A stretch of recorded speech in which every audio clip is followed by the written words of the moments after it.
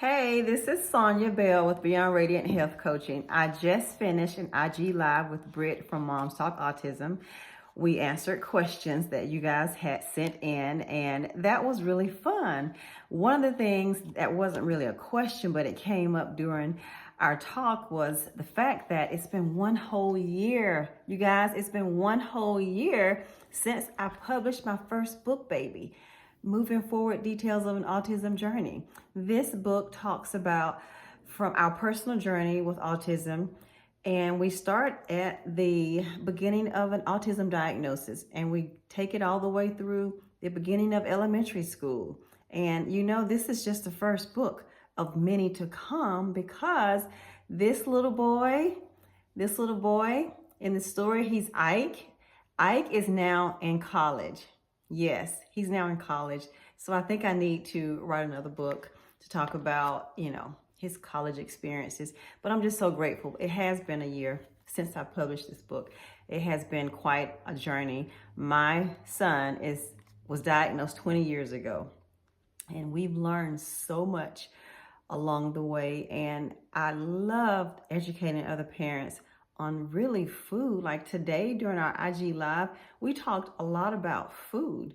We talked about different things to do. Like one question, let me share this with you. One question that came up was, if you are a newly diagnosed parent of a child on the spectrum, what are some of the things, or what is one thing that you should do? So I gave a suggestion, and my suggestion was just simple: keep a food journal. Write down everything that your child is eating, everything that he's drinking. Also write down behavior patterns. If you're noticing tantrums, or if he's sleeping well or not sleeping well, really start to connect the dots by keeping a journal. Yeah, keeping a journal. It doesn't really have to be elaborate. You can go to the store, pick up any type of notebook or a journal, and just start writing it down. Write down the date, the time, very specifically what they eat. And I know if they're going to school and they're eating in the school, then that may be a little bit more challenging, but just get a copy of the school lunch. Let the teacher know that you're starting to really document and keep track of what he or she is eating. That way, and you know what? You can have this in your IEP. This was also a good point that came up. You can have this added to your IEP, that you want that documentation. You want her to keep track of what they're eating.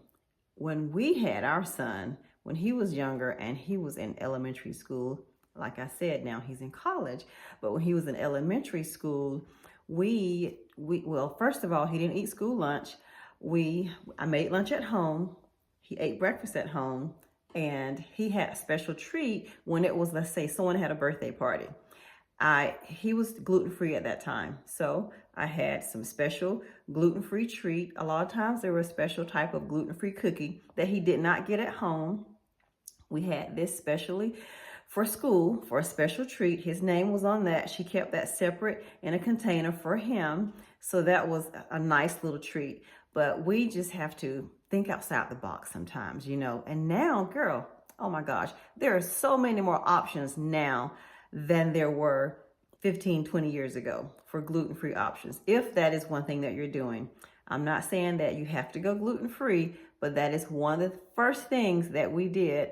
And I talk about that in the book. I share what we did, the journey, different preservatives that we watched out for, that we eliminated. And you know what? Those preservatives that we eliminated then, we eliminate now.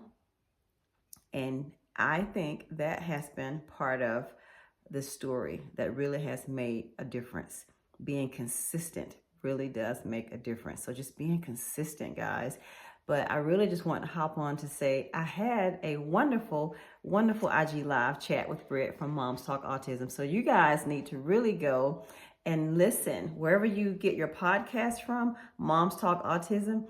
Actually, they had an episode where they interviewed me, and that aired on Monday, October 7th. So you can go back and listen to that entire episode that was released on October the 7th, which was Monday. But I'm so grateful just to be a mom and to be able to share with other moms and dads some of the things that we have done along this journey. You don't have to do it alone. There are so many resources out there. But if you guys have any questions, or if you know someone that may have a child newly diagnosed and they have questions, they want to know what else can I do? That was me. Oh my gosh. 20 years ago, I wanted to know what else can I do. I was taking my son to occupational therapy. We were going to speech therapy, but I didn't feel like that was enough. I felt like I needed to do more because honestly, he didn't really grasp speech language. I can't talk right now. He didn't really grasp the speech language. I need speech. But he didn't really grasp that initially. The sign language, that's it. It was sign language. He didn't really grasp the sign language initially. But by keeping a food journal, we were able to determine certain things that triggered behavior. It was a lot of things, that we did. Food changes was one, but that impacted him going from a nonverbal kid on the autism spectrum to now he's verbal. He's living independently and he's going to college. There's a lot of things that we did in the middle, but we were consistent. And do you think we had to make changes? Oh yeah, of course. We had to pivot all the time, but that's just life, that happens even in our neurotypical children. We have to do that. We have to learn. Our kids, each one is different. But I really just wanted to hop on and just share with you how grateful I am for our Autism Mom podcast community and the support that they give for our autism community. You should really follow them if you have someone in your family, in your world that has been impacted by autism. The Autism Moms podcast is wonderful. So I'll talk to you later. Bye.